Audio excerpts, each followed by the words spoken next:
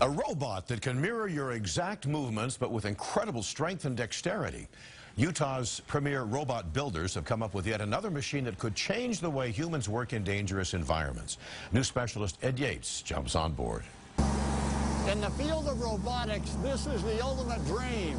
That someone like myself could step on board and with no training at all, could mesh with the feeling and the actions of the robot.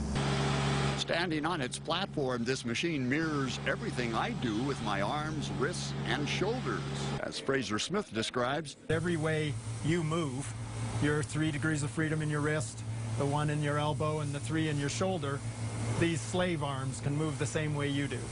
They translate my movements with what is called force reflection in the hands of the robot. Now part of this modified ditch witch, I have remarkable strength and agility depending on what's needed to fulfill the task at hand. But anything that slave encounters in terms of force is also fed back to the operator, so he actually can feel what's happening in the workspace.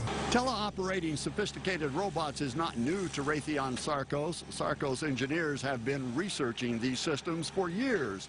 This exoskeleton, as it's called, mirrors the movements of its human operator, who in this case actually encases himself in the innards of the machine. As we reported in 2007, the exoskeleton someday might give a soldier more protection, strength, and endurance while in combat. Robots continue to capture our imagination. This new fictional movie called Real Steel dramatizes how humans train machines to fight like boxers in the ring. Smith says while not teaching them to remember, the technology for teleoperating such robots is already here.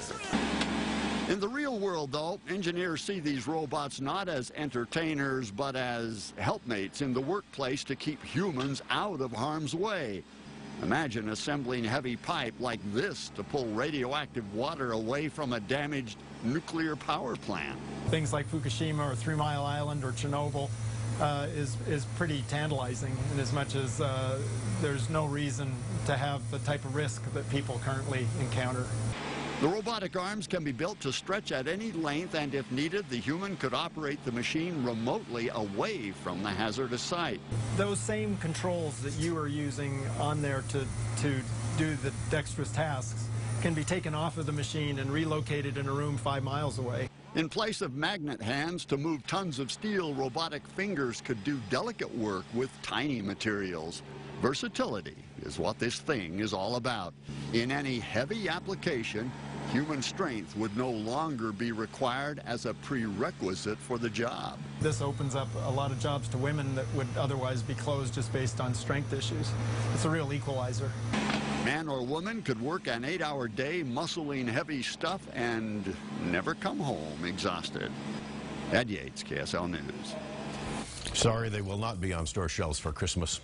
Raytheon Sarcos prototype put on quite a show before an enthusiastic gathering of workers during a recent demonstration at the Newport News shipyard in Virginia. Ski resort